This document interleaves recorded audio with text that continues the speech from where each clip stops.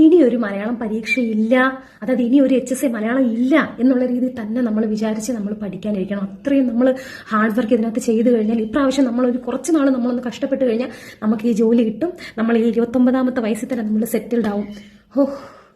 ഒരു നാറികളോട് എനിക്ക് ചിലത് പറയാനുണ്ട്.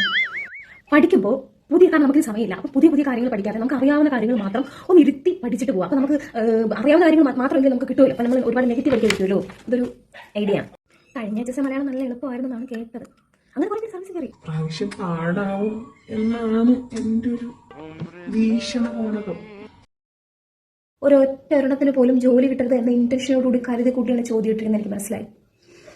എന്നാലും ഞാനൊരു കാര്യം ചോദിച്ചോട്ടെ, അറിയാൻ വേണ്ടിയിട്ടാ, അടുത്ത മലയാളം HSA എന്നായിരിക്കും? ഒരു 2029 ആവുമായിരിക്കും. ഇതുകൊണ്ടൊന്നും ഞാൻ തളരില്ല. HSS ഉണ്ടല്ലോ, അത് അടുത്ത വർഷം എങ്ങാണ്ടാണെന്ന് എനിക്ക് തോന്നുന്നു.